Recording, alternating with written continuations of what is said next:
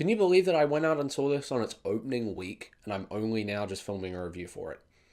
I sure as hell can't. I don't want to come to terms with how fast my life is moving and how fast time is going. I feel like I'll be dead in 3 blinks. It's scary. Oh my god! Hey. Awful. It 2017 is yet another adaptation of Stephen King's novel by the same name, directed by Andres Muschietti. and written by Gary Fukunaga, and a million other people that probably aren't credited. I don't know, he didn't even write the last draft.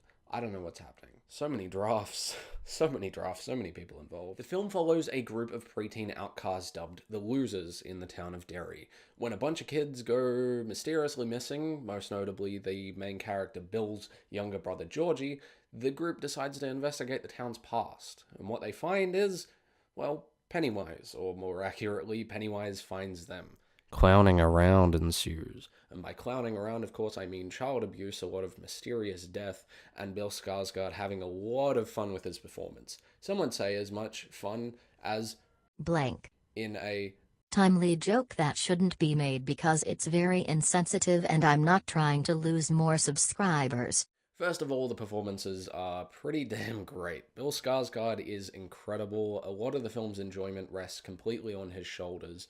His young face just completely throws off my brain and makes me think, oh, it's fine. He's not a predator. I mean, he's a kid like me. And then he starts drooling and I mean, of course, eating children. That's part of it, but just the drooling. The drooling is it sets me off a lot. I don't get it. I don't like it. Just don't drool near me. All right? No drool zone. Don't do it. Great damn job, Bill. I can't blink without seeing your face.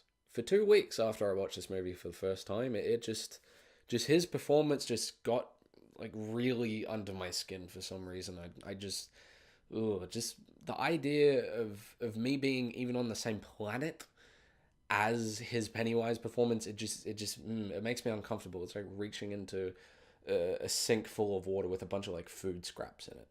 That's what it feels like. It feels like squishy mayonnaise in a wet sandwich. That it just it makes me uncomfortable. Jack Dylan Grazer is one of the best of the cast as well. I think that he's kind of being overlooked when people are talking about this movie. I just love his comedic timing and the fact that as a dramatic actor and as a comedic actor, he's like a little 40-year-old man in a 13-year-old's body. He's even got the same dress sense, the same hair, the same everything. Honestly, if he came out tomorrow saying, "Hey, I'm actually a 40-year-old man and I have 2 kids. Here they are. They're 2 and 4. I'm going to take them to soccer soon." I would completely believe it. He's a grown man in a small child's body. It's hilarious. Sophia Lillis, I think, deserves some recognition as well. She was really great. She's like a tiny little Scarlett Johansson, and I can't wait to see where her career goes.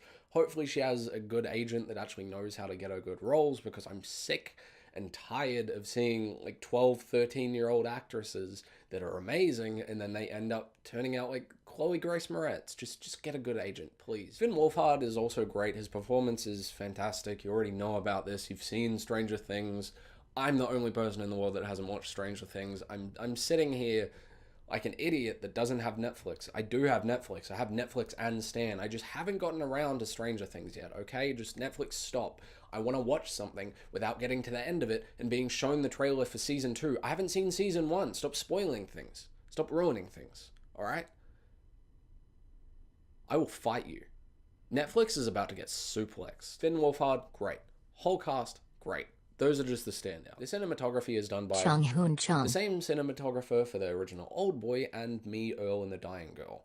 Both really great movies with nice, distinct looks. His special little flair and style kind of shows in some of the scenes, and some of the scenes it doesn't, but overall, the look of the film is really solid. In terms of direction, the movie is actually pretty decent. It's not bad. It's not offensively bad. It's not incredibly good. It fits into that middle category where it kind of looks like The Conjuring and you can tell it's a studio movie, but it's not bad at all. And it still has a little bit of flair. If you've ever seen Mother, or if you've seen any of the other directors' work, it's quite similar to that, except it has a lot more Dutch angles, and that kind of feeds into the whole obnoxious side of the movie, but whatever, we'll get to that. The color palette is fairly similar to Mama as well, and fairly similar to the Conjuring-ish type studio movies. You know what you're getting into, you've seen it before. I will praise it for its pacing and its story, because the pacing is absolutely great.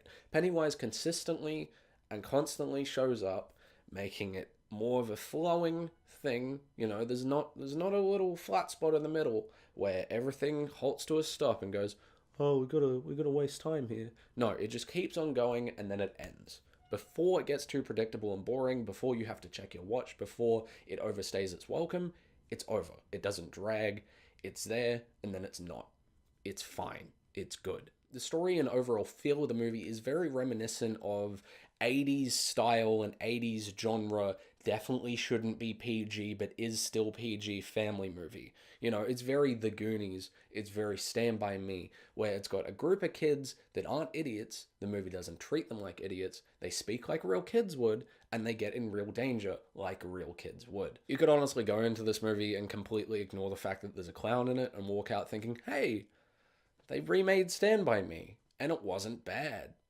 I will partly criticize the movie for a few things here, and that's the fact that it's really, really obnoxious most of the time. All of the jump scares are super loud. All of the things are right in your face. Everything is blah. There's weird dubstep chimes in some of the jump scares. You know, everything is hit by a instead of a. Nothing is subtle at all. Plus, the editing is just plain weird when it comes to this sort of stuff. If you've seen the trailer, you kind of know what I'm talking about, but in the trailer, there's a part where Georgie is like, oh, you'll float too, and then, you know, Bill Skarsgård as Pennywise comes out like, out of the water, and it does that trailer thing of cutting to black, then cutting back to the action, then cutting to black, then cutting back to the action, to make it seem more action-paced and fast-paced and spooky. That seems like a trailer thing, because it is a trailer thing. Traditionally, you don't put that in a movie, but they did. That's in the movie. It cuts to black and it cuts back to the action, and it's really weird. There's a lot of instances where it feels like either trailer editing or meme editing, to be completely honest, and it kind of works. It works in the movie, but it doesn't make it any less obnoxious. And that's why I'm not condemning this movie, because of its editing and because of the fact that it's pretty obnoxious, alright? I'm not condemning it for that, I'm just letting you know that this isn't The Witch. If you want The Witch, watch The Witch.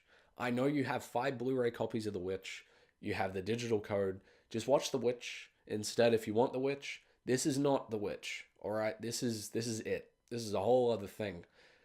Oh god. But hey, you know, this movie has to be a crowd pleaser. It's done as well as it has because it's a crowd pleaser, and to be a crowd pleaser, you kind of have to be obnoxious.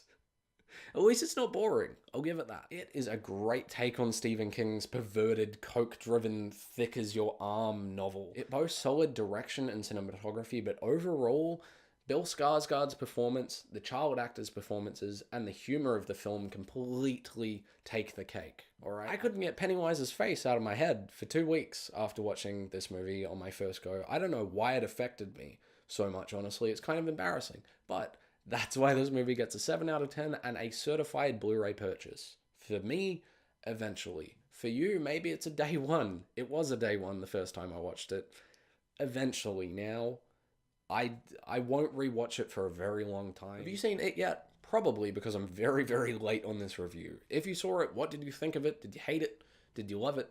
Did you think it was a dumpster fire? I've heard opinions from all sides of the spectrum, including my own, and I can completely understand why people don't like this movie. I think that I just liked it more than I probably should have. Alright? That's my take on it. I don't know why I liked it so much, but I did.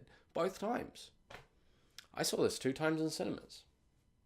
Anyway, I'm off. I have to kind of come to terms with the fact that I'm graduated and I need to make money because I'm an adult now. Anyway, have a great day and happy watching. Thank you very much.